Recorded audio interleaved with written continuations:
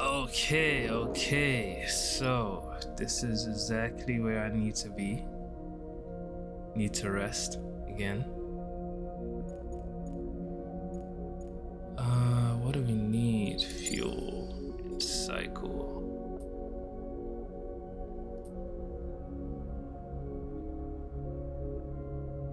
Or are we just gonna travel?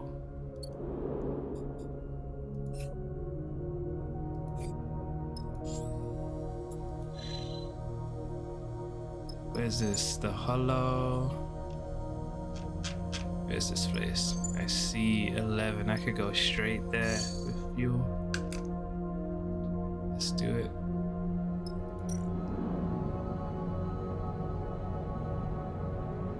Stock up.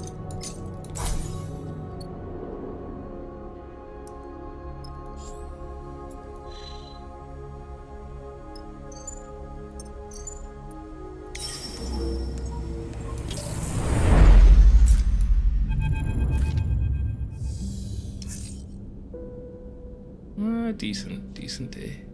You find Oliveira exactly where Nkita said it would be, a ragged colony nestled in a crater on one of the biggest rocks of the shoals. Seraphin gets no response to his initial broadcast, and so you find yourself in a docking tunnel, the rig at one end, the colony at the other, with no idea what awaits you. I need you to get back on that ship. Keep flying. You freeze in the dark tunnel, a figure in front of you, holding a long gun at their hip. I'm serious. Xander, I think that says, hard-headed and quick-witted. Your eyes adjust to the dark, and as they do, you see a man, no, a boy, carrying a long, dark shape in his hands. I don't know how you found us, but you need to leave right now and forget this place. You glance over your shoulder and see Seraphin, his hands raised in front of him in a gesture of calm. Look, kid, we mean no harm. How about you go run and get someone? I am someone. I'm Xander. He sticks out his jaw. It's you I don't know, and I'll decide who's gonna do some harm here. He reaches across his chest and thumbs on a lamp he has lashed there. You blink in the glare of the bright light, shielding your eyes, and as you do, you see a flicker of confusion crossing Xander's face. He meets your eye with a look of shock and opens his mouth as if to speak, though no words emerge. Nkita sent us. You notice the familiar name register with Xander, adding to whatever confusion or question your appearance has provoked. You see his eyes taking in your sleeper body, his gun dropping a little as he takes his attention off it. Is this? He looks between you and Seraphin. Are you here for Flynn? He pulls the gun closer to himself. I'll be honest, kid. We have no idea who you are talking about. Seraphin allows himself to drift a little forward. So how about you drop the gun and we can talk like adults? As Seraphin floats past you, he gives you a look that makes you nervous. Oh, let's all stay calm. Cadence? Young Oliveira colonist. Cadence. Xander? The voice echoes along the docking bridge. Xander, what are you doing? A figure appears at the end of the bridge behind Xander, a young woman clearly older than the boy in front of you. Found these two trying to sneak in, Cadence. Xander keeps his eyes on you and Seraphin as he speaks. Saboteurs, maybe. Was about to send them on their way. Xander grins.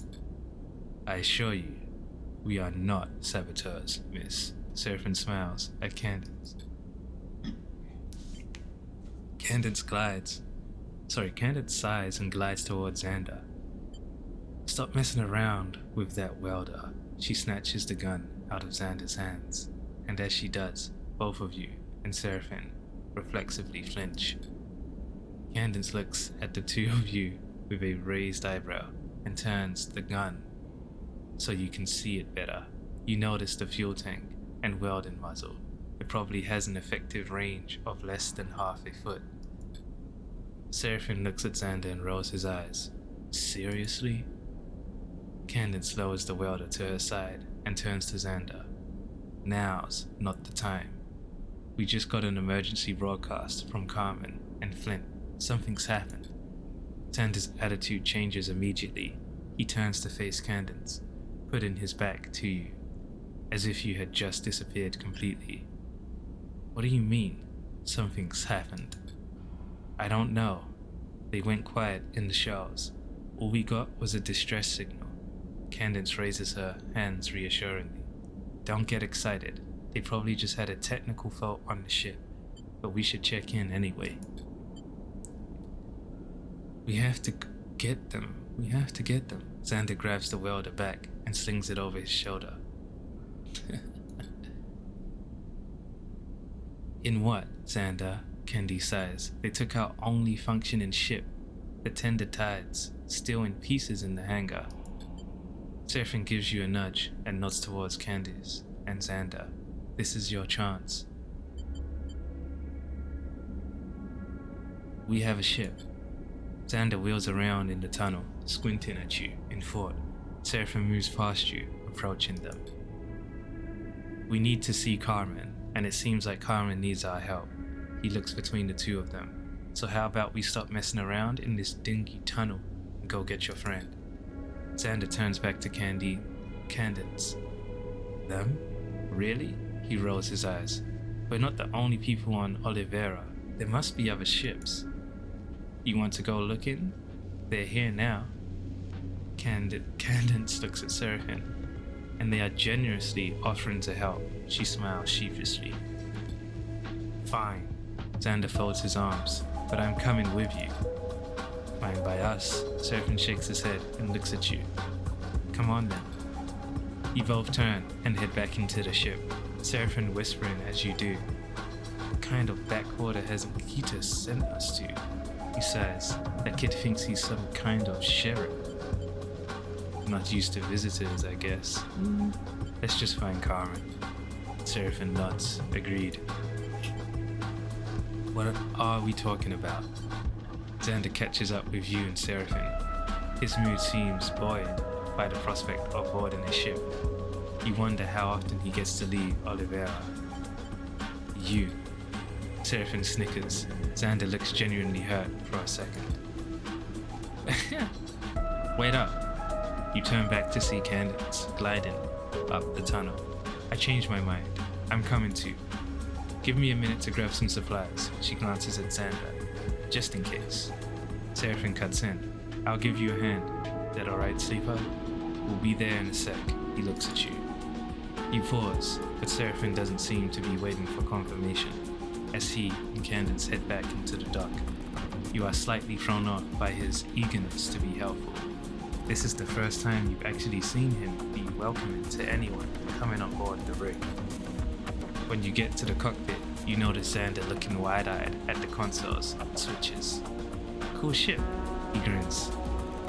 After a short wait, Candace and Seraphin come back into the cockpit, all loaded up. Seraphin pats Xander on the shoulder.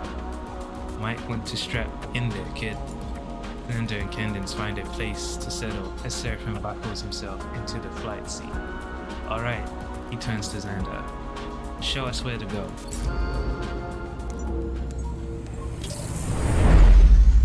What just got here, man? You head out into the shores, the thick debris field that surrounds Oliveira. What's happening in here, sleeper? Bliss pokes their head into the cockpit as Seraphin brings the ship in towards the signal coordinates Xander gave him. You look around the cockpit. Xander is tapping at the co-pilot console mounted in front of his seat in a haphazard way, while Candace is asking Seraphin about how the rig works. Surprisingly, Seraphim is responding with patience and care. He likes this girl. They'll help us find Carmen. If you say so. Bliss looks over at Seraphim and Candence. Is Seraphim smiling? They shake their head. Something is going on. Bliss turns back to you. Junie is working on the ship's wiring and won't respond to my messages. She's probably in the wall somewhere, hooked up to the main line. They smile a weak smile. I'm here, so how about you tell me what we are doing out in the middle of nowhere? Quiet. Seraphim's voice cuts through the chatter. Is that? He gestures out into the debris field at a sparking, ragged-looking shape tucked beside a rock. Xander rushes to the cockpit glass. Carmen. A moment of tense silence grips the room. That's his ship. Ooh, the ship looks messed up. You and Bliss exchange concerned glances. This isn't good. I'll bring her in. Seraphim's eyes are fixed on the wreck of the crumpled ship now. We don't know anything yet, so everyone calm down. Xander is silent, his face pressed against the glass. Candid stares out at the wreck, her cheeks pale. No one speaks until the rig is brought to a stop. Alright, now we are going to get out there and we will have to poke around. Seraphim looks between Candence and Xander. We'll verify the ship and we recover the crew. Seraphim gives you and Bliss a nod, and you both push off and glide towards the back of the cockpit. Suddenly, Xander pushes off from the window and glides with you, out of the cockpit. I'm coming too. You need someone to identify the ship. To identify, he stops and takes a breath. Are you sure? I'm sure. Xander gets the words out, then pushes on ahead towards the airlock. You follow behind, ready to suit up and investigate the wreck.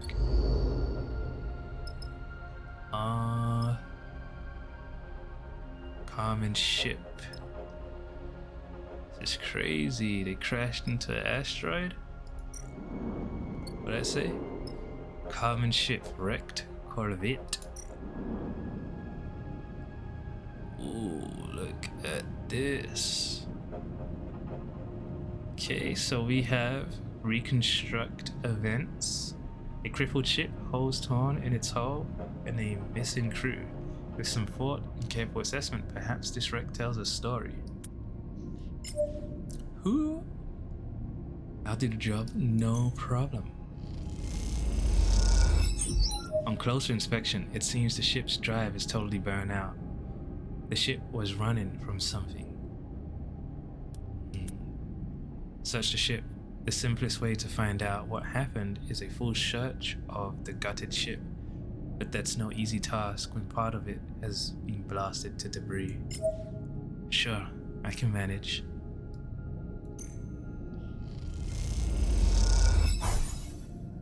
The search turns up cargo, crates of supplies blasted open. Were they carrying food?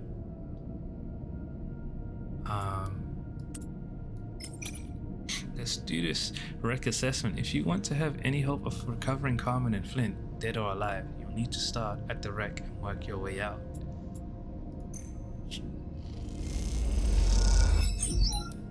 The search reveals railgun slugs embedded in the interior structure of the ship. Who did this?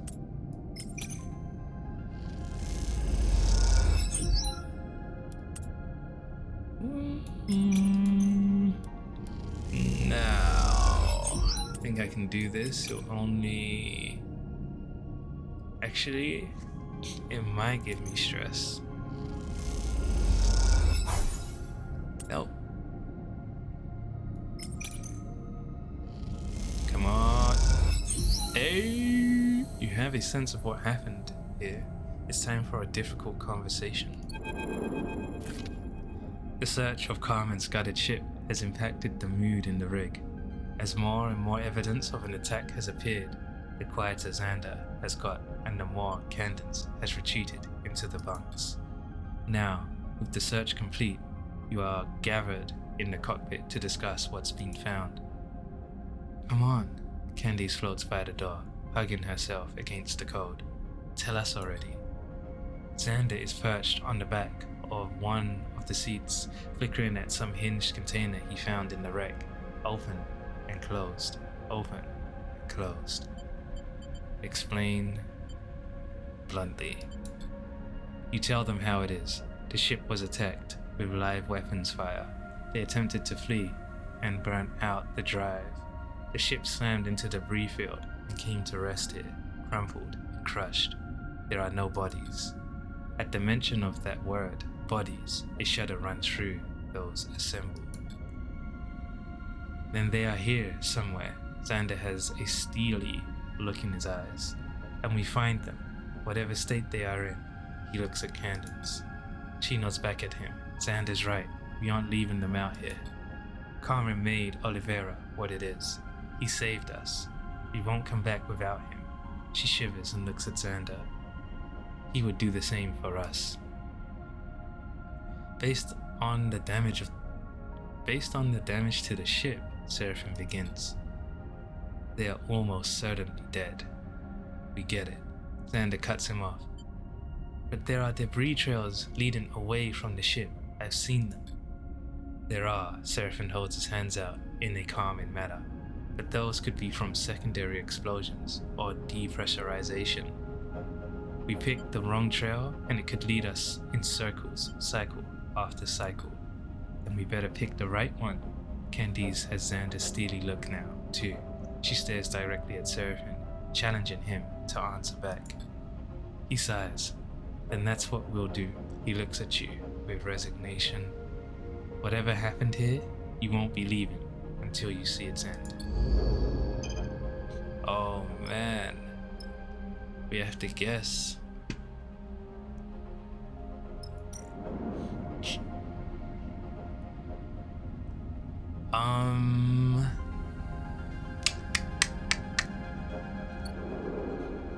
These all gonna be the same. They are.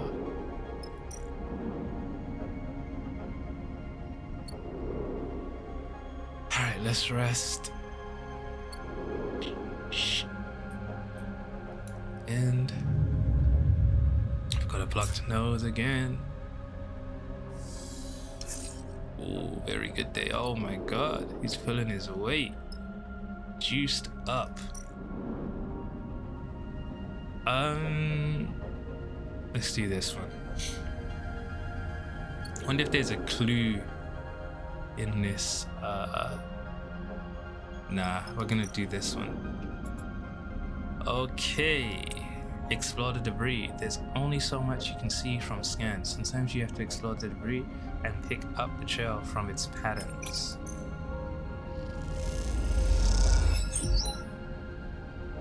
Piece by piece, a picture starts to take shape, but it doesn't seem to lead anywhere.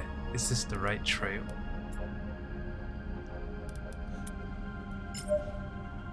Alright, yeah, I've got it.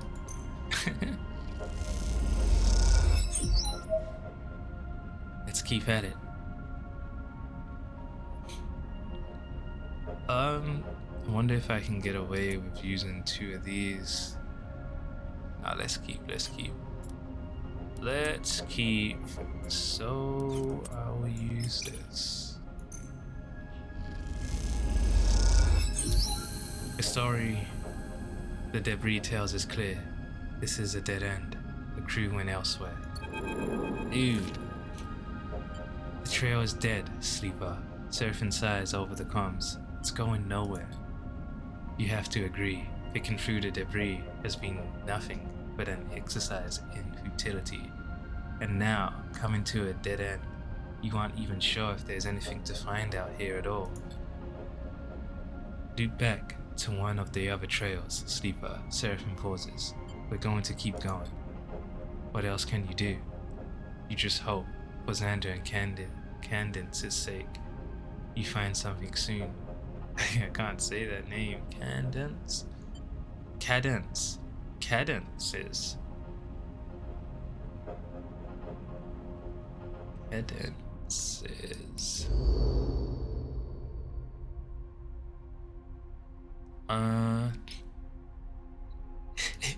Let's do the furthest ones.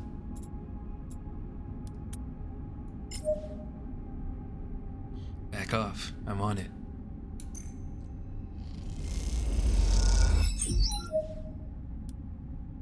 Alright.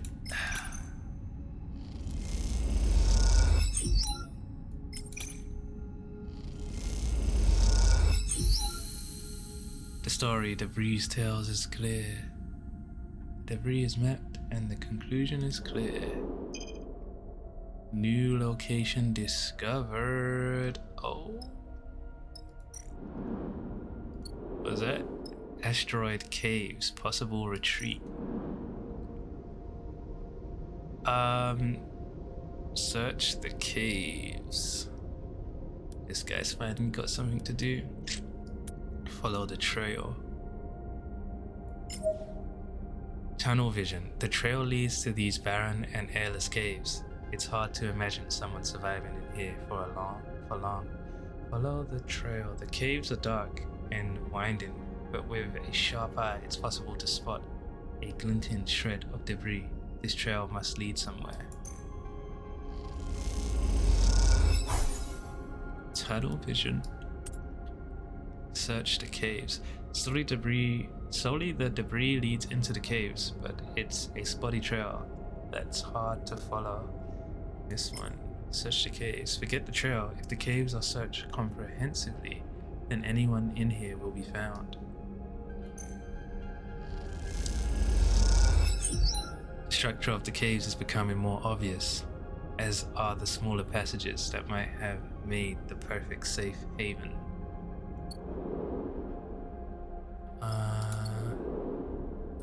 And cycle. Another good day, please.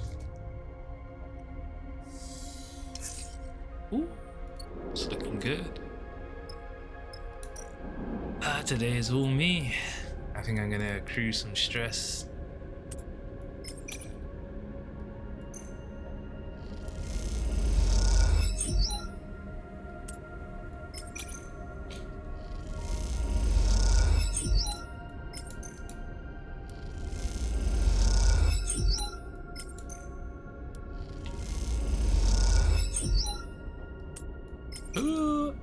You know what?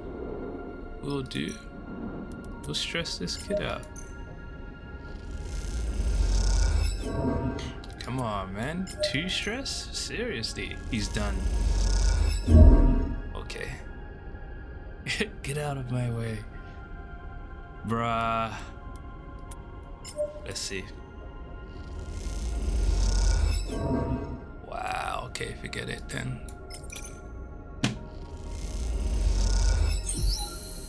There's a light in the dark, flickering, fading. When the Starward trail led to the caves, a little hope was kindled in the hearts of the crew. But after plumbing the depths of these dark passages, that hope seems snuffed out. Xander has struggled on in silence, only speaking to update candidates on the lack of news via the cockpit comms link. But he speaks now, quietly at first, and then with increasing urgency. A light, sleeper, I see a light. And with that, he kicks off hard from the wall and darts down a dark tunnel with reckless speed. You follow, but the tunnels are winding, and you quickly lose Xander around a corner. You kick off from the same wall, trying to close the gap, but when you come around that same corner, you can't find Xander anywhere, and then you see it, through a thin slit in the cave wall, a flickering, fading light. You cross over to it and see scratches and chunks scraped out of the rock. Someone has dragged something through here. Push through. You push away some of the floating rock and squeeze yourself into the gap. As you do, you watch the light pulsing inside the cave, setting the cracks and shapes of the rock in sharp relief. You search those shadows for something recognizable, but the light source remains out of sight. And then you are through. You steady yourself against the wall and look towards the light. There, beside a fading emergency lamp, floats a body, its head instantly striking you as strange and misshapen.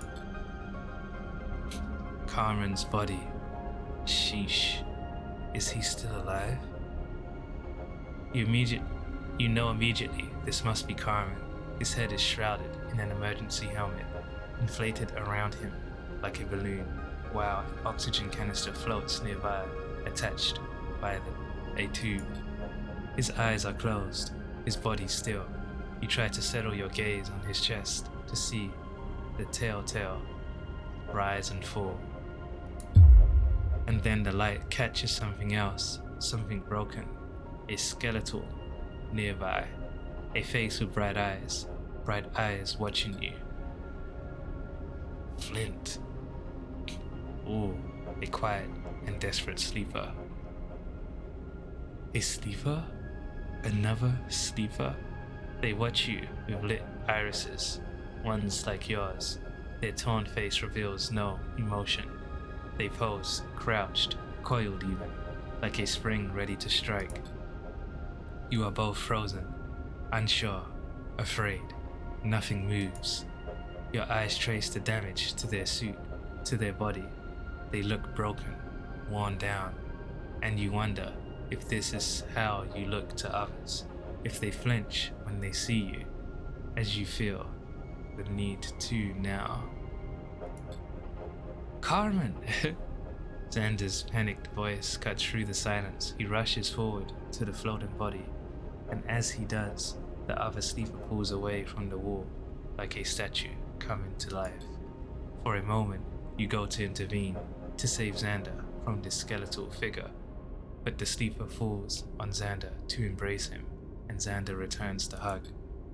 You float, stunned, watching as Xander begins to carry Carmen's body from the cave with Flint, the sleeper, guiding him. Carmen is stable. Cadence comes out from the room that has become a makeshift medbay. Cadence? Cadence! Oh my god. She looks between you and Seraphine. Thanks to you. Ah, now the name sounds a lot better. Cadence. Woo, okay. And Flint? Cadence pauses, choosing her answer carefully. Flint is in there with Carmen. They seem to be functional. She looks away, if that's what you mean. You should head back to Oliveira. Seraphine cuts in. He places a hand on your shoulder and steers you away towards the cockpit. Once you are out of earshot, Seraphine turns to you. Do you know Flint was a sleeper? No. Seraphine nods. He pauses. I don't want to be suspicious. I was just surprised, that's all. Seraphine glances back towards the medbay. They look different. Different how? Seraphine sighs, unsure of his words. Just never seen a sleeper like that. He looks away. I'll go get her started up. He pats you on the shoulder and heads to the cockpit. Let's just keep an eye on them, okay? He leaves you floating in the corridor, unsure what to think. Flint is the first sleeper you have met since you escaped the program, and at this point, those memories are little more than fragments and fictions. As the rumble of the drive runs through the ship, you can't help but feel a little concerned for what this might mean. We can leave now, right? Let's get out of here. Leave.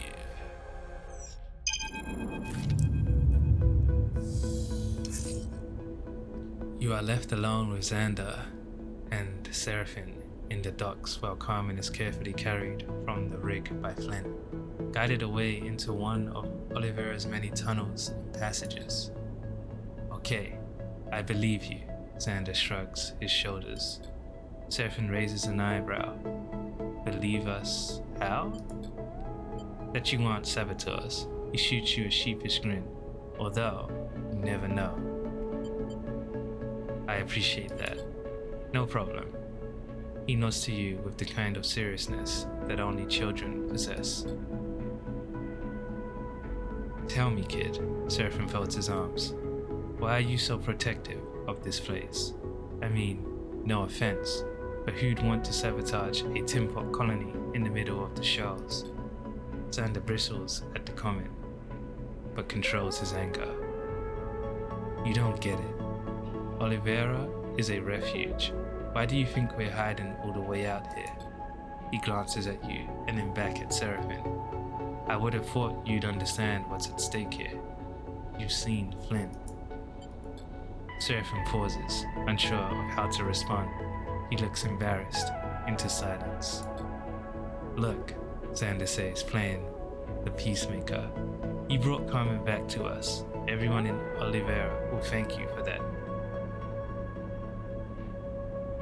Or Olivera? Olivera? Olivera. How about you stick around for a bit? Get a feel for the place. If you need to resupply, we can help. We haven't got much. But if you chip in, you'll get your share. He bows his head a little. We're more welcoming than we appear. Just don't expect to buy anything with those chits of yours. Xander puts his hand on his hips. Oliver is not for sale. Seraphim shrugs. Alright, kid. He glances at you. We appreciate it. We need to hang around until Carmen is back up and awake anyway, and I think we'll be glad of the rest. I'll see you around then. Xander touches his brow in a salute and then kicks away, floating out of the docks. Seraphim turns to you, a little sure leave doesn't sound so bad. I agree. Seraphim smiles. Alright then, he stretches. I'm going to head into town and see what's happening. He winks and glides away into Olivera proper. You are left floating in the docks, unsure of what comes next. It doesn't seem like Lane is going to find you out here, so maybe this is the perfect time to take a breather, at least until you can bring Ankita's drive to Carmen. You turn that little thumbnail drive over in your pocket, time to see what Olivera has to offer. Looking good, looking good. It's a short one. It's a short one. But when we get back, we do some exploring.